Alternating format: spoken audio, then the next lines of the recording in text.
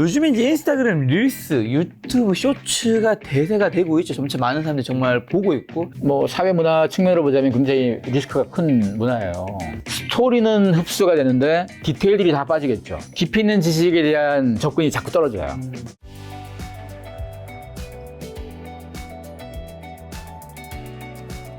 자, 이번에는 이제 김 작가에 대해 관심 분야도 한번 여쭤보려고 하는데, 이제 영상 관련된 거죠. 요즘에 이제 인스타그램 릴스, 유튜브 쇼츠가 대세가 되고 있죠. 점차 많은 사람들이 정말 보고 있고, 저조차도 올해 처음으로 이제 유튜브 쇼츠 서비스를 시작했는데, 이렇게 대세가 된 배경은 뭔가요? 누구나 스마트폰을 들고 누구나 보는 시대잖아요. 그리고 긴 걸 보는 것보다 짧게 보는 게 훨씬 다양한 걸 많이 본다고 자꾸 사람들이 착각해요. 깊이 있는 정보를 본다기보다 그렇죠. 그냥 맛만 잡고 보는 정보? 근데 그거 가지고 친구들하고 수다 떨 때는 괜찮아요. 맛만 본 거 갖고 썰다니까. 깊이 있는 지식에 대한 접근이 자꾸 떨어져요. 이건 엄밀히 따지면 좋은 건 아니죠. 그렇죠. 콘텐츠 만드는 사람들 입장에서도 가령 영상을 30분짜리 만들어 놓어도 이 30분을 보는 게 아니고 빨리 보게 하거나 스킵해가지고 금방 짧게 보면 내가 원래 전달하고자 했던 의도를 몇 개는 놓치겠죠. 맞아. 그러면 그 몇 개가 놓친다는 얘기는 이 맥락 자체가 왜곡될 수도 있단 말이에요. 분명히 기승전결을 통해서 어떤 걸 빌드업한 다음에 메시지를 주는 건데 빌드업을 다 빼버리고 메시지만 툭 들어가면 의도와 완전 반대의 메시지도 나올 수 있거든요. 그러다 보니까 정보 왜곡도 많아지고 가짜 뉴스도 훨씬 많이 유출되겠죠. 사람들이 점점 짧은 걸 보는 걸 좋아한다는 것 자체가 이게 뭐 사회 문화 측면으로 보자면 굉장히 리스크가 큰 문화예요. 뭐 사람들이 갖고 있는 문해력도 떨어질 거고 이력도 떨어질 거고 콘텐츠라는 측면으로 봤을 때도 마찬가지예요. 우리가 태어나기 전부터 콘텐츠의 기본 포맷들이 존재했어요. 방송은 뭔가 드라마를 하고 뭘 하면 50분 단위가 있죠. 기본 단위가. 왜 50분 단위겠습니까? 방송 시간 자체가 60분이라는 시간 개념이 있기 때문에 그런 거죠. 60분이라는 개념, 광고 놓고 앞뒤로 놓고 이런 거 하다 보니까 정해진 거예요, 포맷 자체가. 근데 온라인은 안 그렇죠. 온라인은 앞 콘텐츠가 늘어진다고 해서 뒤 콘텐츠가 지장받는 건 아니잖아요. 그러니까 마음대로. 길이를 마음대로 할 수 있는 거잖아요. 길이를 마음대로 할 수 있는데 길게 하지 않고 다 짧게 하잖아요. 영화도 마찬가지예요. 영화도 보통 2시간씩 하는 건데 이걸 지루한다겠다는 사람들이 빨리 보고 빨리 보는 사람들이 생기니까 유튜버들 중에서 요약한 유튜버들 많잖아요. 영화 유튜브도 많이 생기고 있죠. 2시간을 5분, 10분으로 요약하는데 이것만 보잖아요, 사람들이. 원래 영화는 안 보고. 그러면 스토리는 흡수가 되는데 디테일들이 다 빠지겠죠. 연기력도 필요 없어요, 그러면. 뭐 표정 연기가 뭐 필요하겠어요? 다 사라지는데. 감정 잡고 목소리 뭐 다 필요 없는 거예요. 그러면 이게 처음에는 이렇게 길게 만든 걸 요약한 애들이 자꾸 나오겠죠. 근데 컨텐츠를 만드는 사람들 입장에서도 야 길게 만들어 보면 뭐해 다 짧게 볼 건데 처음부터 짧게 만드는 걸 자꾸 만들겠죠. 그러면 영화의 문법도 바뀔 거고 드라마의 공식이 다 바뀔 수도 있겠죠. 콘텐츠 산업과 교육에도 그런 쇼 콘텐츠가 엄청나게 영향을 미치겠네요. 그럼요. 그래서 이게 여러 문제들이 나올 수가 있는데 숏 컨텐츠가 계속 대두가 되고 여기에 반응을 많이 하는 사람들은 상대적으로 나이가 좀 젊은 친구들이 훨씬 많이 해요. 10대, 20대들이 훨씬 많이 하는데 이런 사람들 때문에 컨텐츠 포맷을 계속 맞춰가는 거예요. 그들이 반응하니까. 그럼 이제 3년 뒤, 5년 뒤 그러면 모든 컨텐츠에서 숏 컨텐츠의 비중이 훨씬 높아지겠죠. 높아지겠죠. 그러면 깊이 있는 정보에 대한 이해를 안 하려고 들겠죠. 책을 볼 수 있겠습니까? 책 보기 힘들죠. 왜냐하면 책은 하나를 보려면 굉장히 긴 호흡이 필요해요. 끈기가 필요해요. 근데 영화 뭐 1시간짜리 보기 힘들어서 5분에 보는 사람이라면 이걸 5장에 있다가 멈춰야 될 거 아니에요.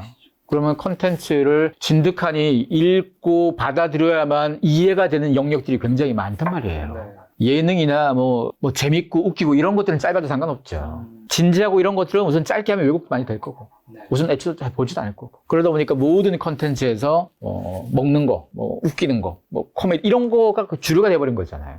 앞으로 더 심해지겠죠. 그럼 당연히 2024년에도 유튜브, 뭐 릴스 이런 건 계속 커지겠죠. 다른 쇼츠 플랫폼이 더 등장할 수 있을까? 이미 틱톡은 있는 거고. 기존에 있는 플랫폼들이 없어서 새로운 플랫폼들이 나오는 게 아니거든요. 있는 플랫폼의 새로운 가치를 넘어설 수 있다고 생각해도 자꾸 등장하겠죠. 가령 그 스레드도 그렇고 트위터 X도 그렇고 그들이 시작은 단문으로 시작했어도 그들의 결국 방향성은 그들도 동영상으로 가고 그 속에서 물건도 팔고 결국 다 그 방향으로 다 가요. 그렇죠. 그러면 결국은 다 싸우겠죠? 이전에 있던 뭐 유력한 플랫폼들하고도 계속 싸울 거고. 그런 과정 속에서 사람들이 가장 반응 많이 하는 걸 계속 하지 않겠어요? 사람들이 쇼츠에 반응하는데 뭐 길게 하진 않을 거고. 그렇죠. 그러면 콘텐츠의 주류는 그렇게 될 수밖에 없는 거고. 근데 쇼츠라는 게 솔직히 유튜버시니까 쇼츠가 돈이 안 되잖아요. 돈이 안 돼요. 제가 돈이 안 되죠. 시청자분들에게 정확하게 말씀드릴 수 있는 거는 뭐 시간에 따라서 사실 재생 시간에 따라서 이게 너무 다르지만 어차피 쇼츠는 1분 이내. 그럼 이제 일반 영상이 뭐 20분짜리 있다 치면 쇼츠를 제작하는데도 제작비는 꽤 들어가거든요. 약간이라도 들어가거든요. 근데 수익이 30분이래요. 그러니까 쇼츠 30개를 만들어야 일반 영상 한 개가 똑같은데 그러면 쇼츠 30개 만드는 제작 시간이 그러면 일반 영상 한 개보다 짧냐? 그렇지 않죠. 그렇죠. 훨씬 많이 는 시간이 들어가죠. 그러니까 사실은 쇼츠 같은 경우는 저는 조회수가 100만 회가 나오면 조금 플러스가 나는 정도? 예를 들어 30만 회 나오면 그냥 제작비가 똔똔이에요. 그러면 사실 제작자 입장에서는 똔똔이면 시간은 날라갔고 돈은 번 거 뭐 좀 애매한데? 해야 되는 건가? 그런 거 요즘 많이 합니다, 사실. 근데 쇼츠를 안 하면 트래픽이 더 떨어지겠죠. 뒤처지는 것 같은 느낌이 들고 쇼츠가 뭔가 일반 영상으로 넘어가는 어쨌든 유입 효과를 주는 것 같기도 하고 구독자 효과를 만드는 것 같기도 하고. 근데 아마 쇼츠가 계속 대세가 될수록 유튜브로 수익을 덜 거둘 거예요. 유튜버들의 수익이 줄어들 거예요, 계속. 쇼츠에 특화된 그런 뭐 잠깐만 봐도 되는 것들 그런 거라면 그나마 괜찮은데 재테크가 사실은 쇼츠로 얘기하기 굉장히 어렵거든요. 어렵죠. 이게 전후 맥락들이 다 필요한데 이걸 다 걷어내고 무슨 쪽집게 이거 아니고. 재테크는 진짜 어렵죠. 그러니까 결국은 쇼츠가 이 득세할수록 뭐 먹고 코미디 노래 이런 쪽만 득세할 수밖에 없어요. 그런 쪽 컨텐츠는 그나마 돈을 벌 거지만 그 외 나머지는 시장이 많이 줄어들겠죠. 이거 한 가지 궁금합니다. 쇼츠를 포함한 일단 영상 플랫폼에서 지금은 이제 뭐 틱톡도 이제 열심히 하고 있고 뭐 인스타그램 릴스도 있고 하지만 어쨌든 유튜브가 완전 이 시장에서는 1위이긴 하잖아요. 그렇긴 하죠. 네. 앞으로도 요거 지위 계속 유지할까요? 유튜브가 그런 지위가 있긴 하죠. 왜냐하면 거기 이미 많은 컨텐츠가 있잖아요. 너무 많이 있으니까 거기서 뭔가를 찾고 보고 하기 훨씬 수월하긴 해요. 근데 유튜브를 돈이라는 관점으로 봐서 그러니까 일반 사람들이 유튜브 회사가 아니고 회사 입장에선 유튜브가 돈 벌고 안 벌고 사실 큰 상관도 없어요. 뭐 쇼츠도 사실 괜찮으니까. 근데 일반 사람들 입장에선 이제 유튜브를 통해서 돈을 벌 수 있는 경로다라고 접근하기는 점점 어려워지는 거죠. 5년 전하고 4년 전하고 점점 어려워지잖아요, 이게. 그렇죠. 그러니까 이제는 직장인들이 나 때려치고 유튜브나 할까? 이런 말을 하면 안 되는 시대인 거예요. 왜냐하면 지금은. 주변에서 하다가 멈춘 사람들이 많으니까 이 사람들도 유튜브가 생각보다 날로 먹는 게 아닌 거라는 걸 느끼시더라고요. 근데 이게 정상이 되는 거예요. 왜냐하면 컨텐츠의 양이 많아지면 자연스럽게 질로 넘어가요. 그렇죠. 그래서 수많은 사람들이 과거에는 양만 가지고 질이 좀 부족해도 먹고 살았다면 걸러지겠죠, 이제. 그래서 남는 건 누가 남냐? 뭐 재테크 정보 중에서도 가장 양질의 정보를 주면 남겠죠. 김작가 TV. 그렇죠. 그래서 어떤 영역이건 1등은 다 살아요.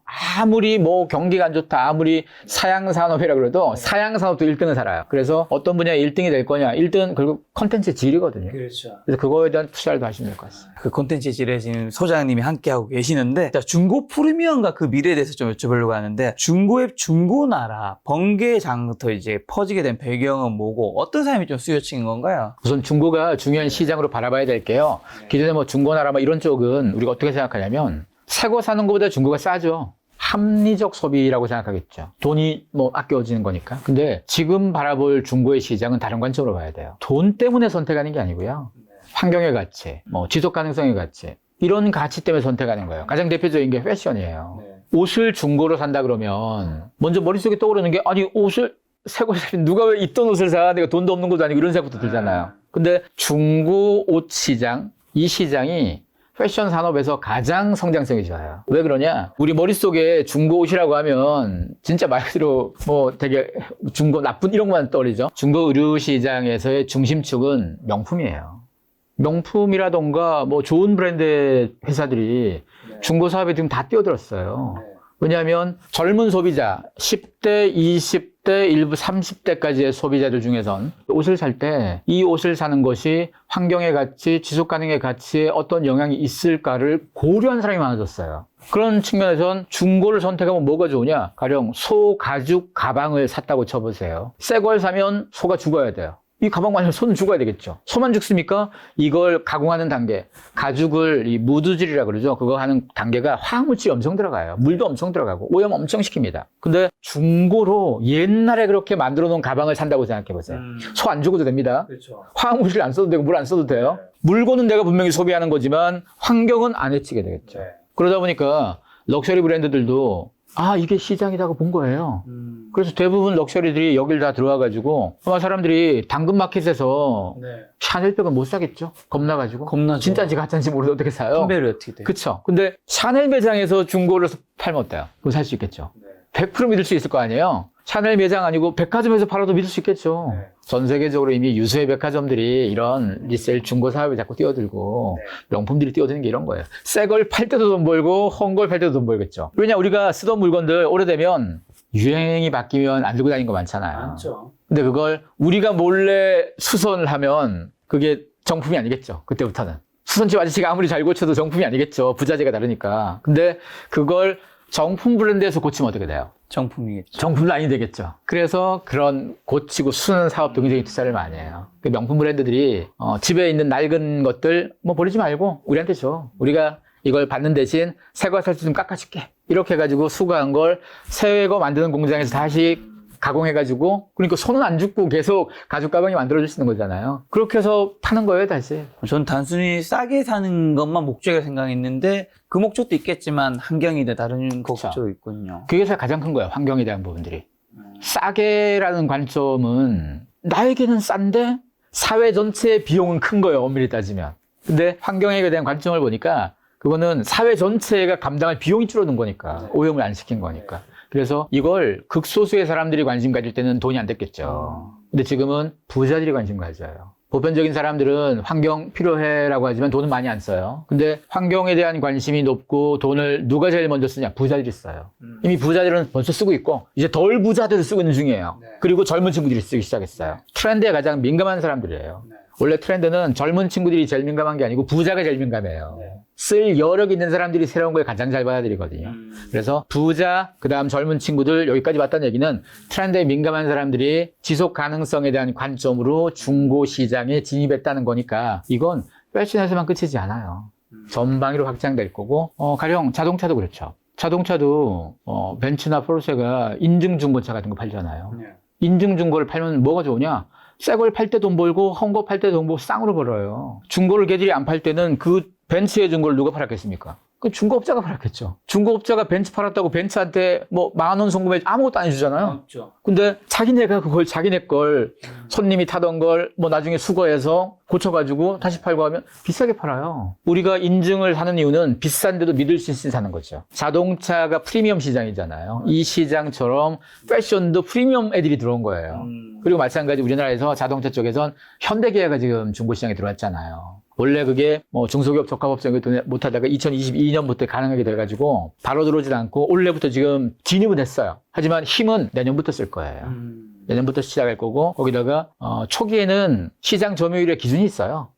현대기아가 하고 싶다고 팍팍 하는 게 아니고 조금 늘리게끔 기준을 정해놨어요. 근데 그거는 몇 년만 지나면 금방 무너질 거니까. 지금 국내에서 팔리는 차에 현대기아가 차지하는 게 한 85%? 좀 될 거니까 당연히 중고도 그들이 제일 많지 않겠어요? 그렇죠. 그럼 그들이 직접 인증하는 중고차 시장이면 굉장히 많은 걸 가져갈 수 있을 거고 그리고 그게 단지 자동차 파는 것에서 끝나느냐? 패션도 중고가 값싸다 이게 아니잖아요. 지금 제가 말씀드린 게 이제까지의 중고는 값싸다 정도라고 자꾸 생각했었는데 프리미엄 브랜드가 인증 이런 걸 나오면 벤츠의 인증 중고차 중에서 제일 많이 팔리는 게 뭔가 하면 AMG 라인이에요. 비싼 라인이잖아요. 새 걸 살 때는 되게 비싸서 부담스러웠어도 그래도 중고지만 AMG 라인 그래도 비싸요. 그렇죠. 근데 이왕이면 내가 중고를 살 때는 돈을 아끼겠다면 그거 사면 안 되겠죠. 돈 아끼는 것보다 나는 이 희소하고 이런 물건들 그래도 조금은 뭐 그런 거 사겠다 이런 태도니까 이게 자동차 쪽에서 넘어오게 되면 세컨 마켓이라고 그러죠. 올드카 시장도 그렇고 차 꾸미는 시장 이런 쪽이 굉장히 커질 여력이 있어요. 그럼 말씀하신 중고차 시장의 확장성이 카푸후른과도 뭔가 관계가 좀 있긴 한가요? 카푸어는 사실 이 시장과 별개로 뭐 그냥 돈도 없으면서 욕망에 반응한 애들이니까 돈이 없는데 좋은 차 사고 싶으니까 중고차를 사는 것도 있잖아요. 있긴 하겠죠. 근데 그들은 시장에서의 어찌 보면 중요 존재는 아니에요. 그러다가 말 애들인 거고 그리고 뭐 그들이 그렇게 사봤자 그게 자동차 마켓들도 걔들 타겟으로 하진 않을 거고. 그게 다수가 되기는 힘들고 연속적인 소비가 되기도 힘드니까. 그렇죠. 자, 그럼 패션 자동차 외에 혹시 중고로서 같이 인정받을 수 있는 분야는 있나요? 중고로 인정받을 게 시계, 시계. 오디오. 대표적인 비싼 상품들이죠. 그렇죠. 대표적인 비싼 상품이자 동시에 부자 상품. 부자들은 아주 옛날부터 이런 걸 굉장히 중시 여기고 계속 해왔단 말이죠. 정말 이런 거 안 좋아해서 그 시장이 이제 퍼져나가기 시작하는 네. 거예요. 그래서 이건 계속 주목해야 돼요. 중고라는 개념 자체를 머릿속에서 바꿔야 돼요. 중고는 싸다 이 개념을 빨리 바꾸고 중고는 지속 가능 아니면 중고는 희소하다 이 개념을 봐야 돼요. 포르쉐가 지금 매장에 나오는 신제품보다 30년 전 거 나온 게 훨씬 비싸죠. 아, 진짜요? 말도 안 되게 비싸요. 30년 전 포르쉐를 갖고 오면 지금 새 거 한 10대 살 수 있을 거야. 그 모델이 거의 없기 때문에. 그게 희소한 거죠. 가치가 그런 거잖아요. 흔해 빠지면 쉽게 살 수 있는데 희소한 물건들이니까 그걸 낡았다고 저거 중고인데? 이러지 않잖아요. 그래서 가치에 대한 변화를 좀 하셔야 돼요. 머릿속에서. 그리고 예술작품도 원래 그린 그림이라고 더 비싼 게 아니잖아요. 오래될수록. 죽은 작가의 그림도 우리가 태어나기 전에 그렸던 작가 어마어마하게 비싸죠. 유자. 그것도 어찌 보면 우리가 생각하기에 이 세월, 시간과 돈의 가치가 반비례하지 않은 그런 정책이 몇 개가 있어요. 그게 자동차도 그렇고 자동차도 전 세계에서 가장 비싼 자동차 1,000억쯤 되는 거 있어요. 다 준 거예요. 그런 자동차가 요즘 나온 차가 아니고 다 40년대, 50년대 나온 차들 그런 것 중에 경매에 나가면 100억짜리, 200억짜리도 있고 관상용이겠네요. 이제 딱 이쁘게 딱. 그쵸. 그게 예술 작품처럼 보는 거예요. 시계도 마찬가지 그동안 가장 비싸게 거래됐던 경매에서 그것도 한 몇백억 되는 거 있었어요. 그것도 요즘 게 아니고 옛날 건데 그 시계를 누가 갖고 있었던 거냐도 굉장히 중요하죠. 그래서 세월의 흔적이라는 게 중요한 가치를 만들어낸 시대가 되었다는 거. 그만큼 우리가 취향에 신경 쓰고 있다는 거. 원래 그리고 이 시장은 대부분 영국이나 미국이나 이 부자 나라에서 먼저 시작한 시장이에요. 그 시장에 우리도 이제 눈을 뜨기 시작했다는 걸 주목해야 돼요. 자, 이번에 소장님 추가하신 머니트렌드 2024 요 책을 토대로 제가 지금 이야기 여쭤보고 있는데 요 책에서 마지막 주제로 구해줘 홈즈 모듈러 주택에 대한 거 좀 여쭤보려고 하는데 평일엔 도시로 출근하고 주말엔 시골로 떠나는 등 도심 속 아파트 떠나고 싶어 하거나 단독주택을 짓고 살고 싶어하는 수요도 요즘 좀 늘고 있긴 한데요. 단독주택은 어느 계층에서 원하는지 이런 수요 열기가 생기게 된 배경은 좀 어떻게 되나요? 사람들이 아파트를 많이 살고 있죠. 네. 근데 아파트 문화가 확산되기 전까지는 다 단독에 살았겠죠. 그렇죠. 엄밀히 따지면. 저도 옛날에 살아봤습니다. 단독에 다 살던 사람들이 지금 아파트로 넘어갔는데 아파트 가진 장점, 현대적인 거 있고 황금성이 되게 좋죠. 단독보다는. 안전하고. 근데 반대로 생각해보자면 개성은 좀 없어요. 없죠. 건설사가 지어놓은 구조에서만 사는 거니까 그러니까요. 인테리어 아무리 꾸며봤자 구조를 못 바꾸는 거니까. 근데 단독은 자기 취향에 맞춰서 하는 거니까. 맞아요. 오늘 취향이란 말 굉장히 자주 나오죠. 원래 단독은 우리가 옛날에는 아파트에 사는 게 더 부자 같은 느낌일 때가 있었어요. 어느 순간. 근데 지금은 반대로 단독에 살면 좀 더 부자 같은 느낌이 들 수 있어요. 서울에서 단독주택에 사는 사람이 몇 %일까요? 30%? 3%입니다. 아, 지금 여기 단독주택은 빌라 이런 거 빠지는 거죠? 근데 이 단독 3% 중에서 그 중에서 좀 이런 개발 좀 덜 된 외곽 동네들은 서울시이긴 해도 그런 단독은 되게 싸겠죠. 나쁜 거겠죠. 근데 만약에 좀 번듯한 단독이라고 하면 그러면 그게 3%가 아니고 1%일 수도 있겠죠. 굉장히 소수예요. 사람들이 오해하는 게 옛날 부자들은 성북동, 평창동, 한남동에 단독이 있었고 요즘 부자들은 다 저기 성수동 이런 데서 아파트 갖고 있다고 생각하죠. 요즘 부자들은 기본 2개를 갖고 있어요. 아파트 하나, 단독 하나. 그래서 그 아파트에서 누리는 삶이 다르고 단독이 누리는 삶이 달라요. 원래부터 아주 옛날부터 부자들이 별장을 가졌잖아요. 별장을 가진 이유는 저거 사놓고 돈 올라라 이게 아니고 돈과 상관없어요. 내 삶의 공간이 바뀌는 거예요. 내가 계속 아파트에 아니면 서울 안에 사는데 주말은 좀 차도 보기 싫어. 이러면 저기 바다나 산에 갈 수 있겠죠. 그런 데다가 자기 집을 갖다 두는 거예요. 가봤자 1년에 몇 번 안 갈 수 있잖아요. 그런 데서 집을 만들어 주는 겁니다. 왜? 돈은 충분히 있으니까. 부자들에게 별장은 투자의 개념보다 라이프를 확장하는 거예요. 그래서 이건 부자들만 누리는 문화였었어요. 근데 시간이 지나면 지날수록 우리도 소득 수준이 높아지면서 진짜 부자가 아니어도 적당한 정도의 부자만 돼도 나도 세컨드 하우스를 좀 가질 수 있지 않을까? 아파트에 살고 서울에만 사는 게 너무 좀 답답한 게 있으니까 저기 산이나 바다 쪽에 있고 싶어. 이런 사람들이 자꾸 생겨요. 그런 사람들에서 집을 먼저 가지고 짓고, 그리고 그 다음 단계가 누구냐? 저런 집을 갖고는 싶은데 집 짓는 게 보통 일도 아니고 돈도 좀 부담스럽고 하니까 거기다가 요즘 은퇴하는 사람들 50 중반 이후부터 60, 70까지 합치면 1000만 훨씬 넘어요. 이 사람들이. 이 사람들은 은퇴를 한 사람들이고 도시에서 일은 했겠지만 지금은 돈을 안 버는 사람들이에요. 대부분이. 도시 있기 부담스럽죠. 서울에서 비싼 아파트에 있긴 하지만 그게 자기 전재산일 수도 있겠지만 경제활동이 되니까 여기 살았던 건데 경제활동이 안 되는 상황에서 집만 하나 믿고 있는데 점점점 오래 살 것 같고 노후 자금도 모자라고 선택지 중에 하나가 서울에 있는 집을 팔고 이 집값에 일부 한 30%, 40%만 가지고 집을 살 수만 있다면 나머지 차액을 노후 자금 더 쓰고 근데 이걸 가지고 저기 시골 가서 아파트에 있긴 좀 그렇고 나이도 먹었으니 이왕이면 저 외곽 쪽에 단독주택 하나 있으면 뭔가 좀 여유롭게 사는 느낌도 날 거고 그래서 단독에 관심 가지는데 비싸거든요. 그러니까요. 그게 어떻게 된 거예요? 그렇게 해서 나온 선택지가 모듈주택이에요. 모듈주택은 뭐예요? 우리가 뭐가 다른 다른 거예요? 조립식 주택이죠. 일반 단독주택은 모든 공정을 직접 거기서 하잖아요. 건축을 하잖아요. 그렇죠. 모듈주택은 벽체부터 이걸 다 공장에서 만든 다음에 갖고 와서 조립하는 거예요. 조립하고 세부 공정만 있는 거니까 훨씬 짧은 시간에 짓겠죠. 몇 달 안 걸려요, 이거는, 모듈을. 실제로 지으려면 반년, 1년 걸릴 수도 있고, 또 문제가 또 뭐냐. 지금처럼 우리나라가 지금 한 2, 3년 새에 건축비가 2배가 됐어요. 건축비는 올라갔는데, 올라간 건축비가 안 내려올 거예요, 절대. 안 내려가겠죠. 한번 올린 건 안 내려와요. 건축비가 올라가다 보니까 최근에 그런 분쟁 많잖아요. 1, 2년 전에 계약할 때는 이 금액에 지어주기로 했는데 건설사가 그새 올라가지고 이 금액 가지고 우리가 망하겠어. 그래서 공사 중단하고 돈 더 내놔. 이거 협상 많이 하잖아요. 이런 문제가 생기겠죠. 일반 건축을 하게 되면. 근데 조립식은 그 변수가 안 생기죠. 이미 계약할 시점에도 공장에서 지어놓은 거고. 그냥 가져가면 되는 거니까. 이 물가 변동이 시차가 크지 짧으니까. 않아요. 그러다 보니까 돈도 좀 세이브가 되고.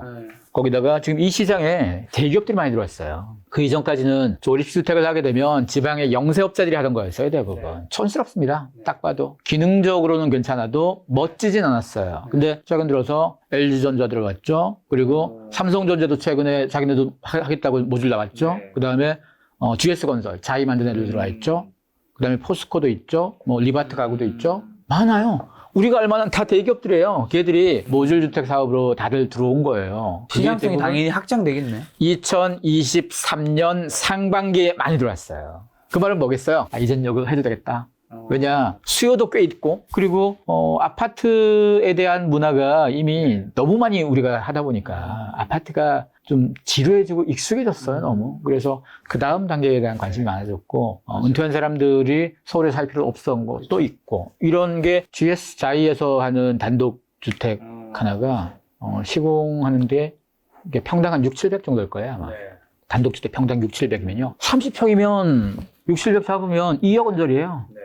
30평 단독주택, 물론 땅값 별도, 땅값 별도지만. 하지만 30평 단독주택 되게 멀끔해요. 수영장 팔 수도 있고, 원하면. 20평대면 1억대가 되는 거죠. 이러면 이게 우리가 그동안 알고 있던 단독주택에 대한 가격 기준하고 확 달라진 거잖아요. 이 시장을 노리는 대기업들이 잔뜩 들어왔는데 우리나라가 그동안 모듈주택 시장이 없었어요. 왜 없었냐? 한국 사람들에게 모듈, 조립 이 자체가 그다지 매력적이지 않았어요. 그래서 전체 주택 수요 중에서 조립식은 1%도 안 됐어요, 우리가.